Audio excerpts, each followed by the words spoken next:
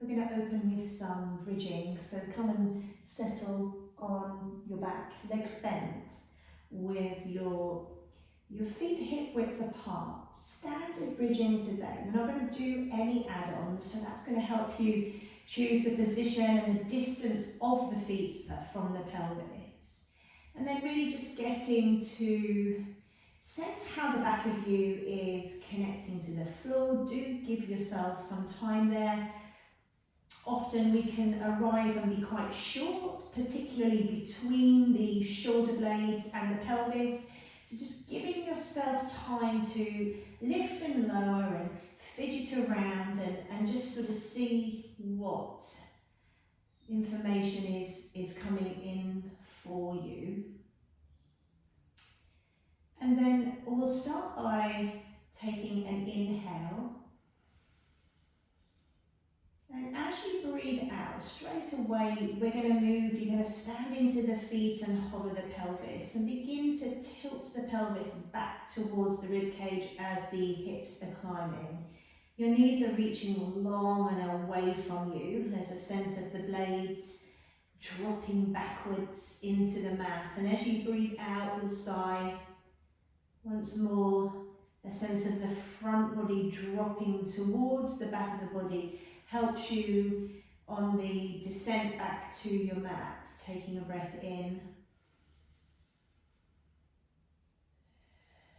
Using the breath out, not just for weight, not just for heaviness, but also to really consider how the front of you can be calmed by the exhale.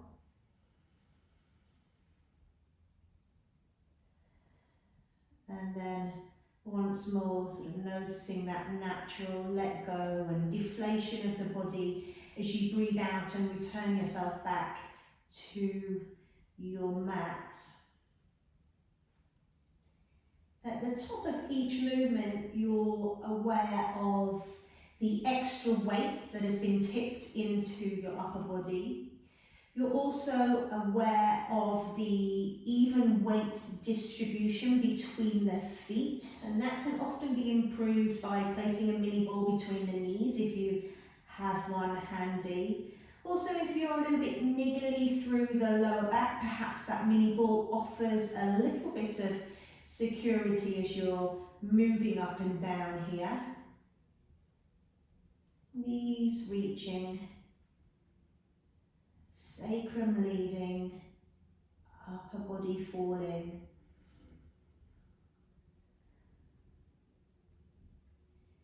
Check in with the use of the arms, so can they just stay in one place, relaxed beside you,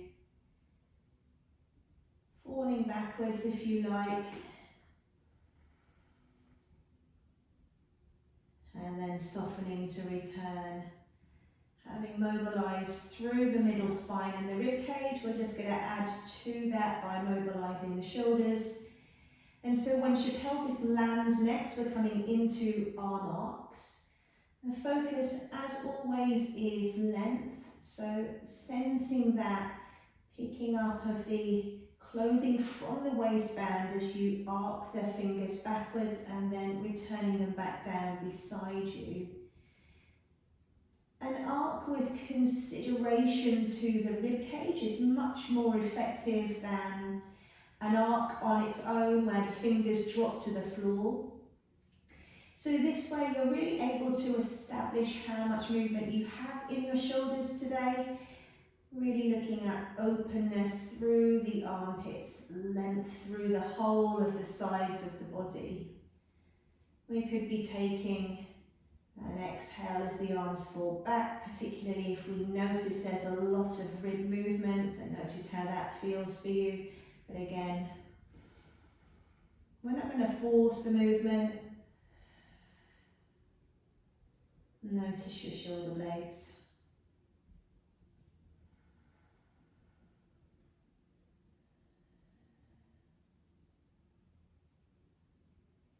We head to the ceiling next for open and close. Finding that ceiling point and then arms falling away from each other to the ground. Adding in some breath here, breath of your choice as you open, and then the reverse breath pattern as you close.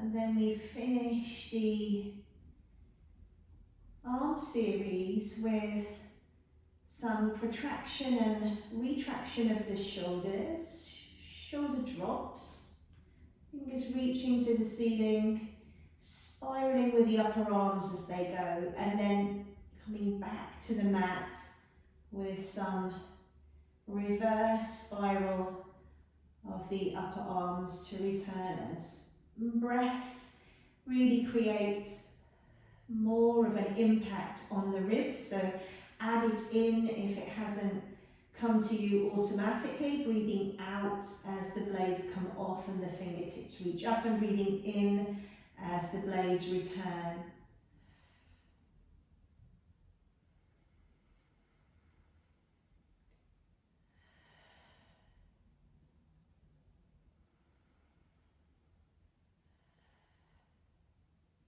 This will be our route into 100 prep.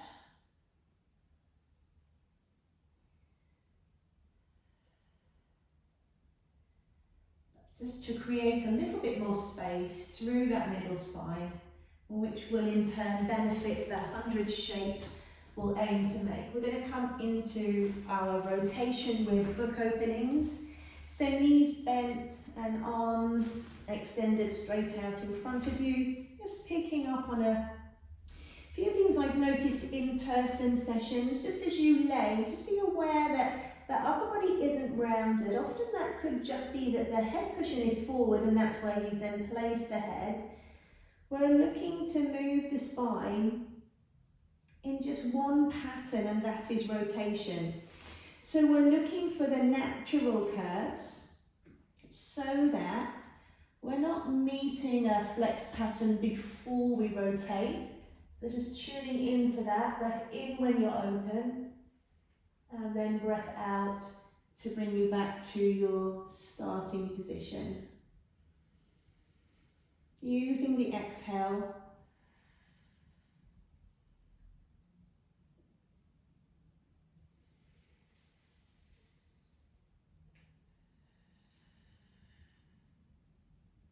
Just to feel like it gives us that little bit extra access to rotation and freedom through the ribs and that middle section of the spine. Once you've taken 4 or so, bring yourself around onto the other side. Same idea, just noticing how you're setting up against your head cushion.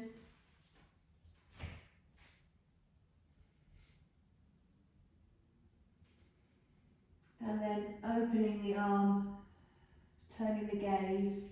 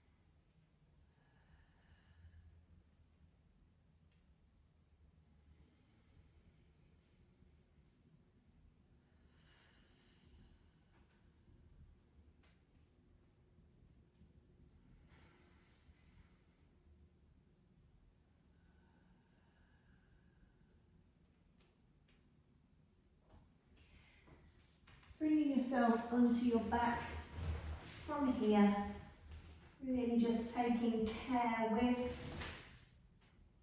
the organisation. Legs are bent, just finding yourself back on your back. Quick reflection, sort of comparing how you are returning to perhaps how you started. And then we're going to head into some dead bugs. So from here, we're using the floor with one of the feet, and we're looking to roll the thigh bone backwards within the hip, which in turn takes it deeper, to spending some time there, letting it really drop, and then returning the leg back to the mat. So using the breath out as an option as you stand. And really this pattern of breath just means that you have to spend some time if you're going to focus on the inhale with the leg raised. And we know that that time helps create that heaviness again, perhaps even a little bit more of a let go of the front of the leg. So remembering that we are relaxed through the shin and the foot, particularly the foot. So we're looking for that to stay quite neutral, no pointed, no flexed. Certainly nothing that has sort of a purposeful change in the ankle position. Spending a little bit more time on this side, just really wanting the thigh bone to drop that little bit deeper.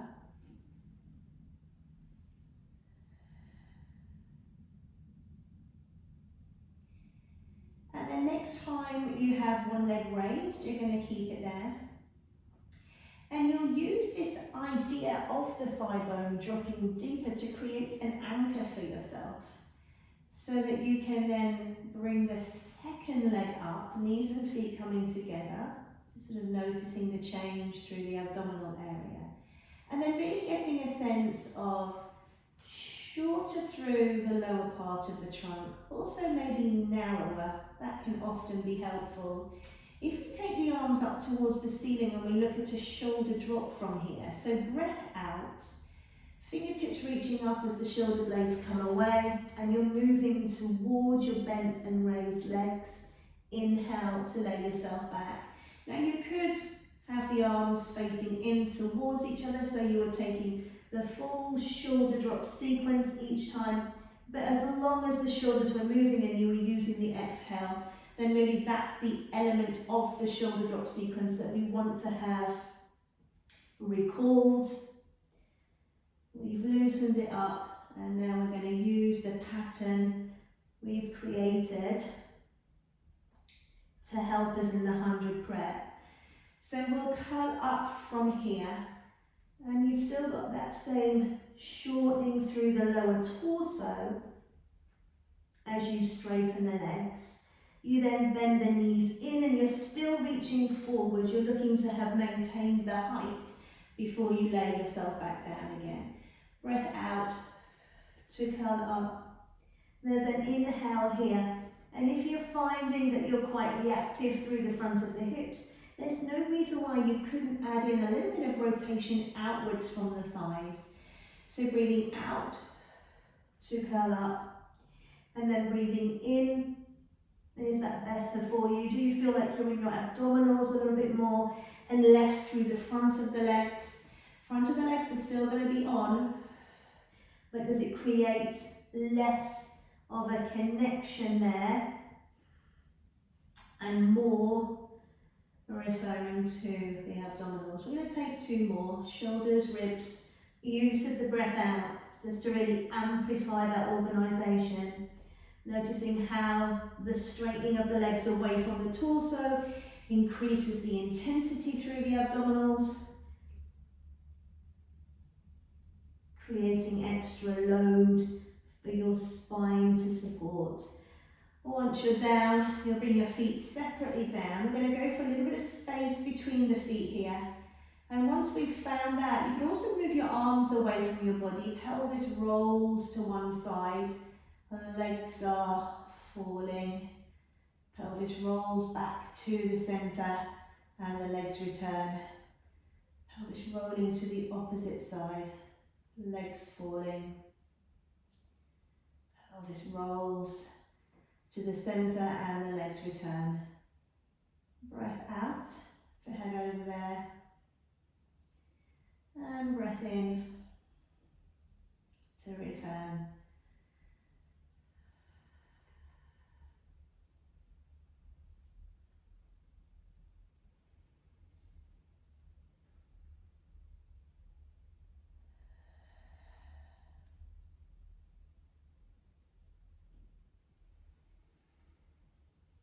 Now just for this last handful, as the legs fall, notice if you're holding on to the trailing leg and see whether it could continue going, so it sort of falls away, maybe it even touches the floor and relaxes. Notice the impact that has on everything else.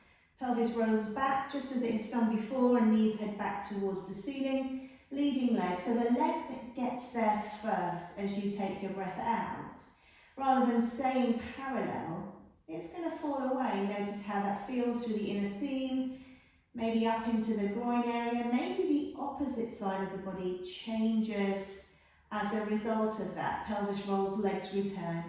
Breath out for the legs to sway. Let your first leg go.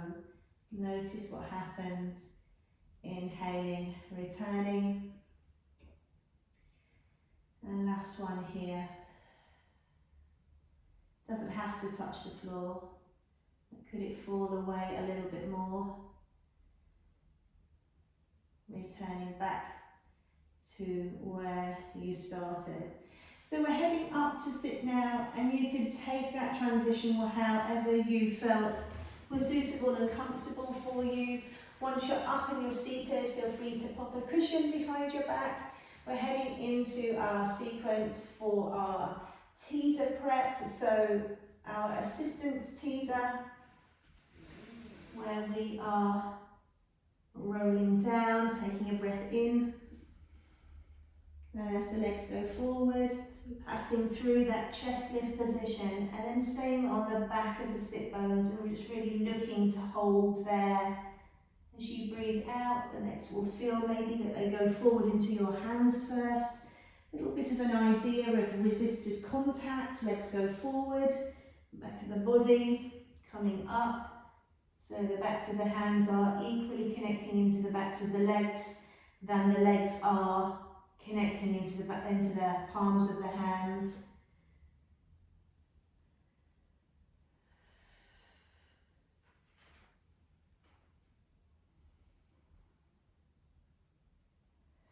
This could easily come into assisted roll-up if you prefer not to have it as the assisted teaser.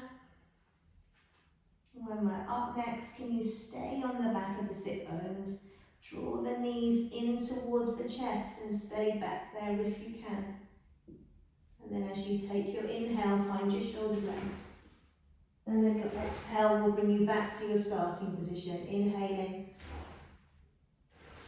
and exhaling.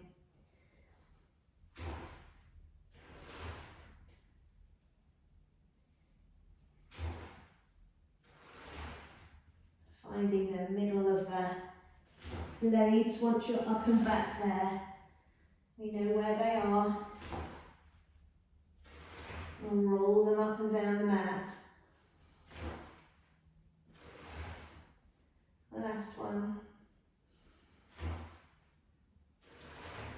To finish, we head into our spine stretch. So very similar sequencing to how we did last week here. You could have your fingers down if you prefer, otherwise they're up and out and opposite the shoulders. As you breathe out, lower your gaze. Ribs are drawing in there.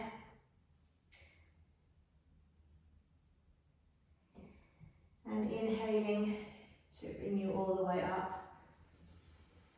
Exhale, sigh, turn the front ribs in. Reach the fingertips forwards and away. And then inhaling.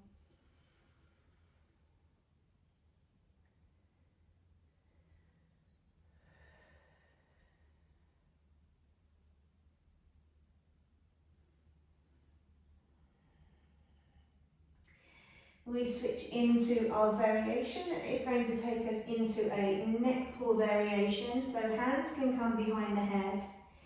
You're lengthening forward. Remember, you've got options to bend the knees there, drawing the heels back to bring you up into your seated position. And knowing that that spine may not be at its full lengthened position as we hinge forward here.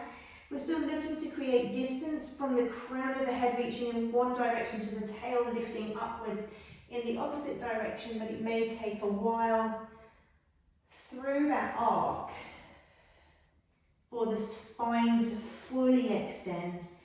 That full lengthening is, of course, very challenging for the extensors in the back of the spine. We'll take one more of these, so getting us into this groove, this idea of sort of rippling through in some ways of the spine to bring you all the way up into your seated position.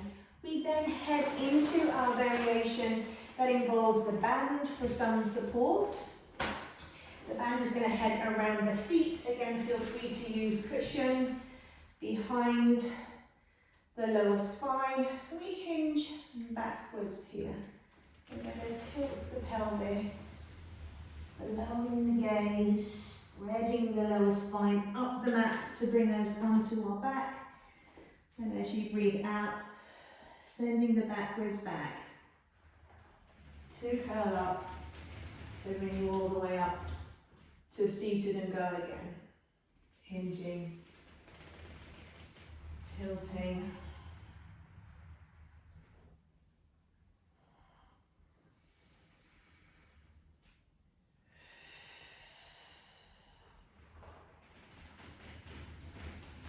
Feel free to stick with that one as your neck pull, or we can head into full neck pull. I'm going to grab a little cushion for this one, at least the initial one. Head dropping into the hands, tilting the pelvis to roll down, taking a breath in.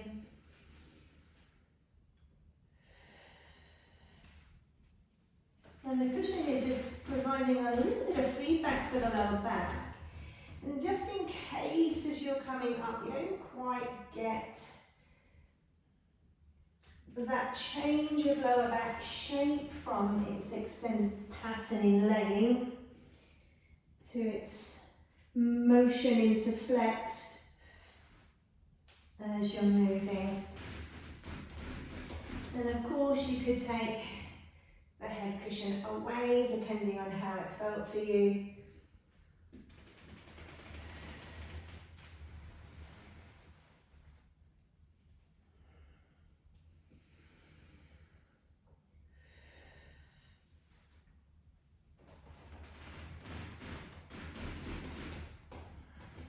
From here, when you're up, we are heading into our assisted teaser. Similar sequencing once more, maybe with a little bit more pace this week. So assisted teaser, now heels here could be together and the toes could be apart, particularly if you found that was helpful in your 100 prep. So we're rolling down and once more the band is tight as we do that. There is a point on the roll up where you will sense, if you're moving slow enough, that as you've exhaled and taken the chest lift, the lower back starts to push down into the floor and the feet start to feel light enough to lift. We're still really looking to have a little bit more effort and load through the front of the torso, whilst we know, of course, that the hip flexors will be doing something as the legs are coming into hip flexion, but can we keep it as a predominantly abdominal flexing sequence? Feet before head. If you're unsure, staying on the back of the pelvis, and we have worked hard at this in recent weeks. So really look to be there, and if you find that the pelvis is snapping forwards and you're moving onto the top of the sit bones, go slower next time.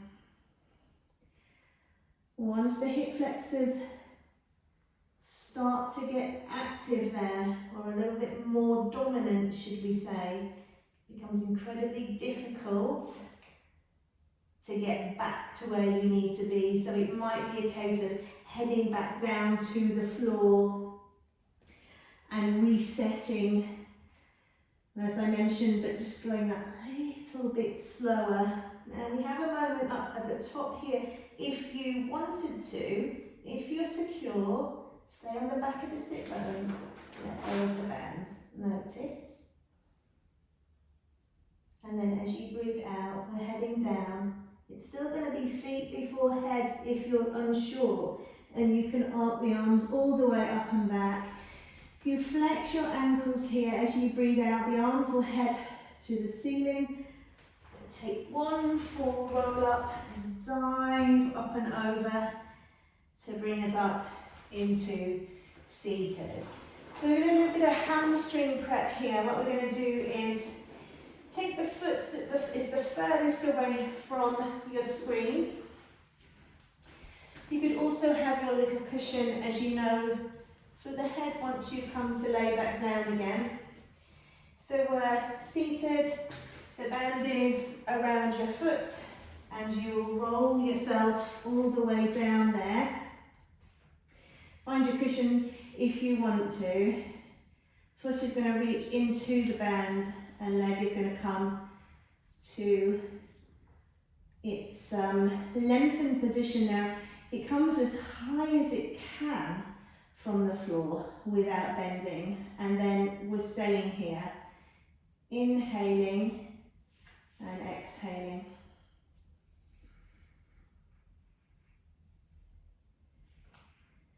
As you bend the knee, there's a feeling that the heel is reaching up towards the ceiling.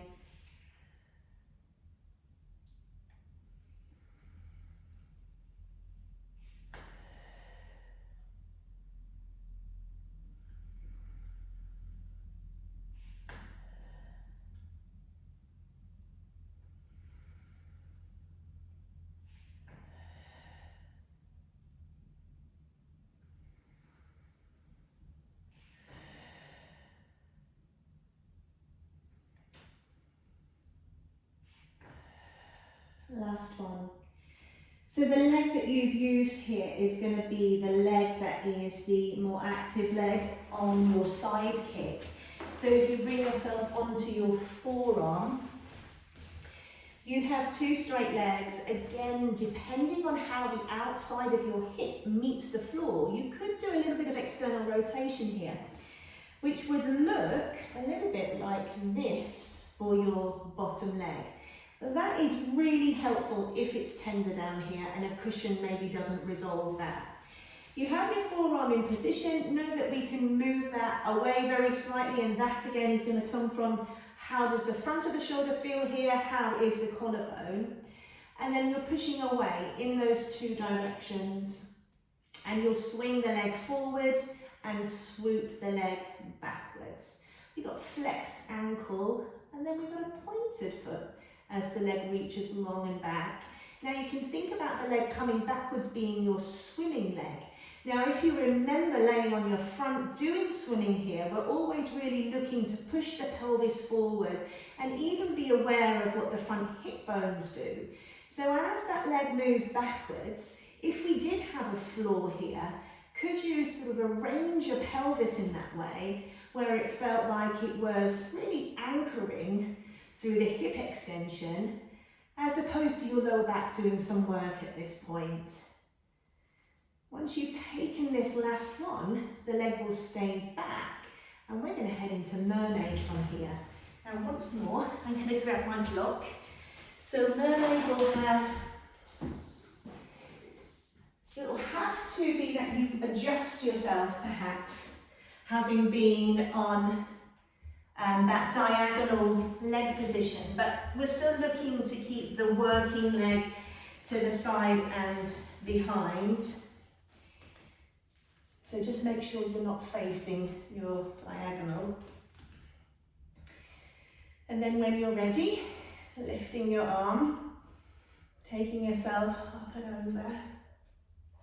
Breath in when you're here, and breath out to bring you back. Do you manage to get back straight? Inhaling, tricky, but stay lifted as you return and then settle down.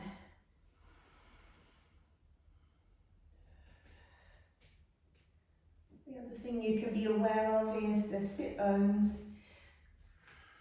Are you right in the middle of them? If we're looking at the front and the back of them, are you right in the middle of them?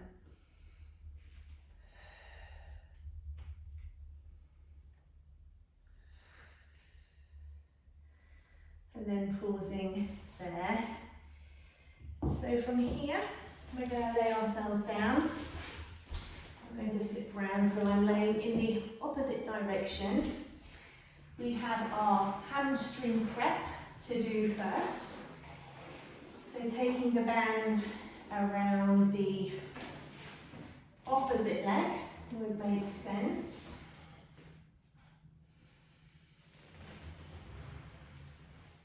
Rolling down, being comfortable with or without back here. And then pushing into the band to take the leg up into the air. And what will be here.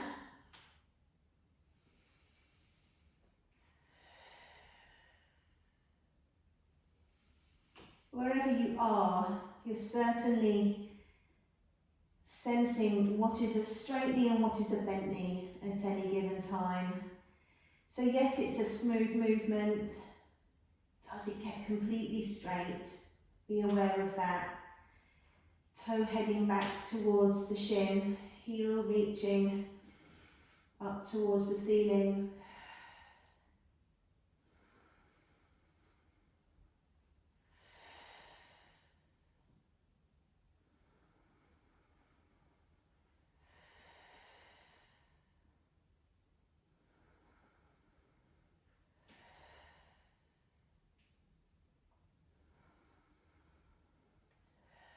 And then of course, the moment the leg is straight and the ankle is flexed there, that's where you're going to come to when you end up on your side with your side kick. And you're looking to see whether it's possible without the band to create that same height of your leg right on the side of you.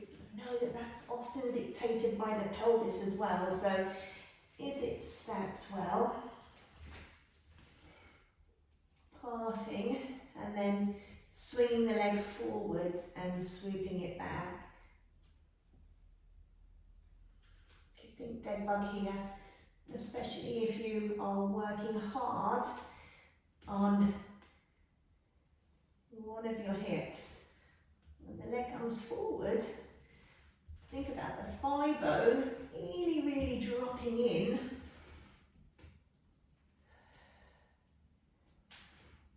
And then of course the front of the pelvis is relevant, so perhaps slowing yourself down and really tuning into that for any single leg work that we might come into.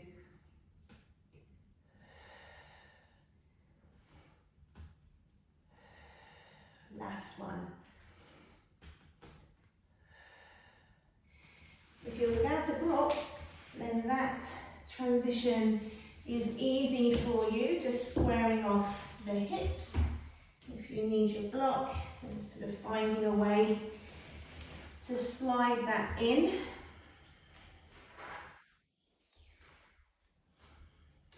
And of course, you want to settle down there, so give yourself time to do so. We take an inhale.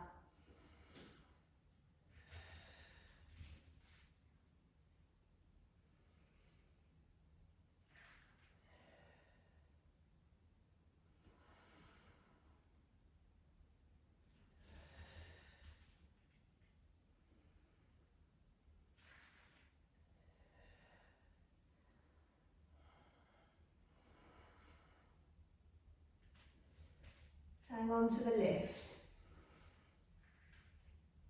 as you return. Last one.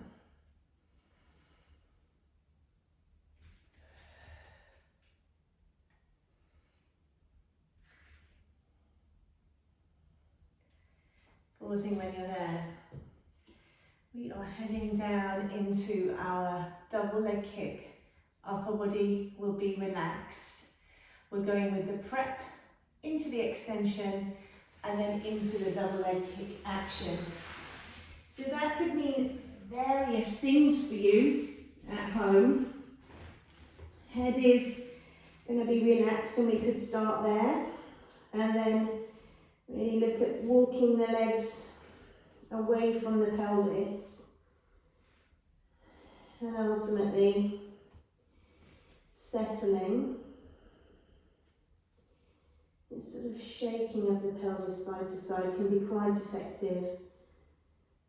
Particularly if you notice there's a lot of weight on one leg and not so much on the other. And you know, we're looking to find that sense of the two front hip bones at some point, as well as, of course, the middle of the pelvis.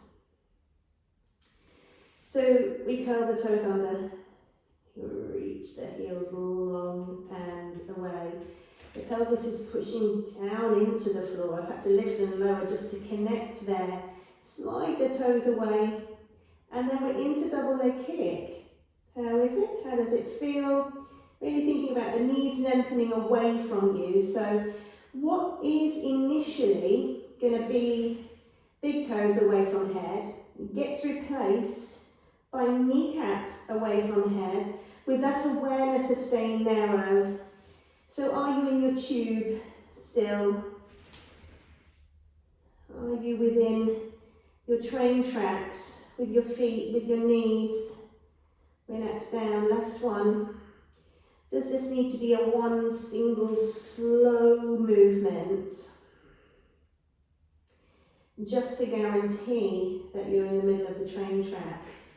From here we head into swimming. We're going to keep that sense of the middle of the pelvis pushing down into the floor. Head will start in a lifted position, just because we're going to be kind to the shoulders as we lengthen and reach and then return. Pelvis pushes, leg lengthens and reaches. This is really that, again, midline focus if you can. So as you're reaching the leg long and away from you, just watch out that it's not shooting out to the side.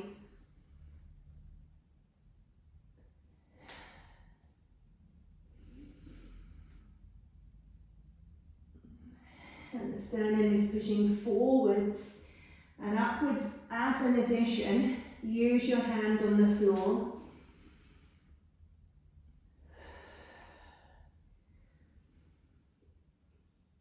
And pausing there. We have an option to come into single leg kick here. Use your forearms. Same idea of being lifted. Low part of the pelvis now is pushing down into the floor. And we slide long and away. And we come in. And we extend and we rest down. And there's no prep here. But we're still thinking about that initial prep that we did. In, extend. There is this real sense of almighty length through the front of the body, pelvis, navel, middle ribs, sternum, center of the collarbones. Knee reaches away from you.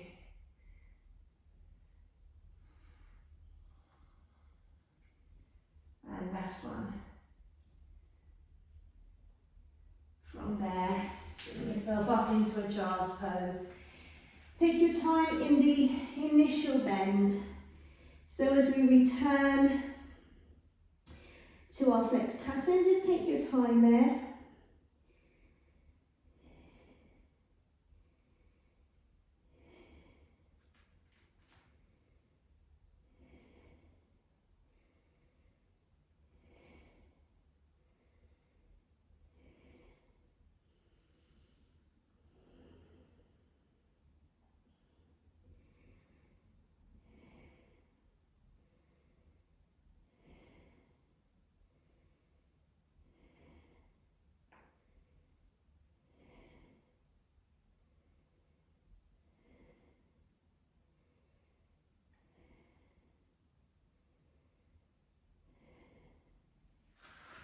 we begin to unravel, and then we will transition to seated for our leg pull.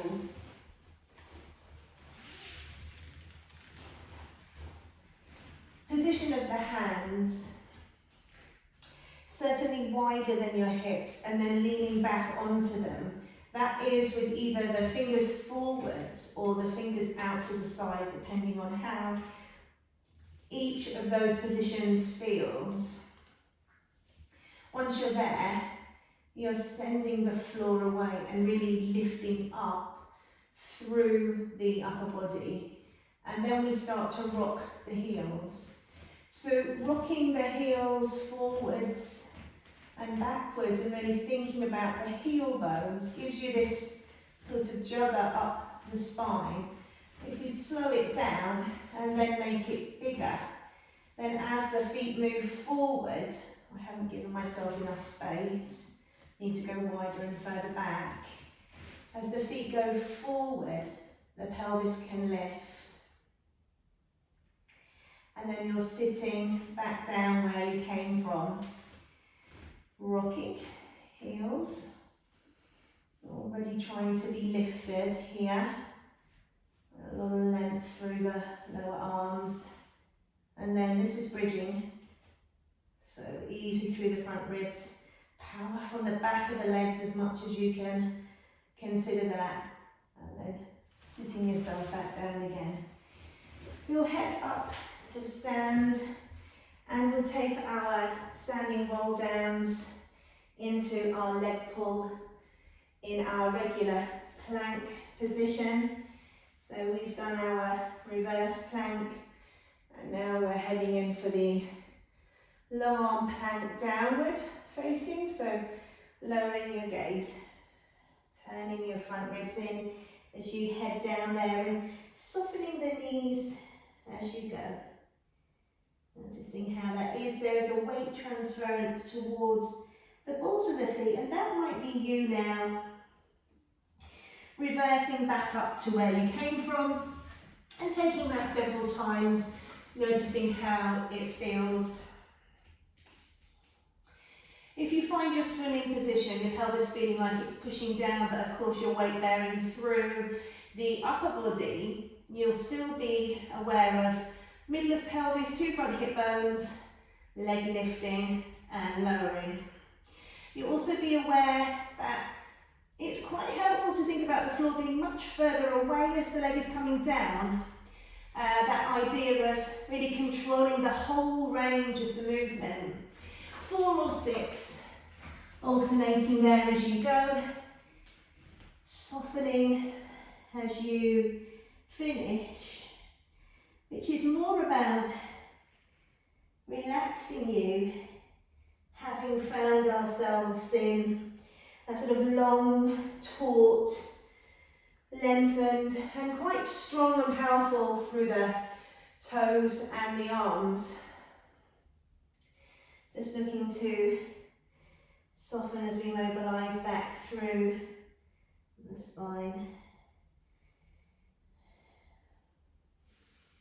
One more, could be a plank, could be a leg pull. Feel and find that. I'm going to keep it as a plank and really work the insides of the ankles heading towards each other a little bit more through the toes then. And then sending the heels backwards and downwards. Again, calming, relaxing, dangling, and then unraveling.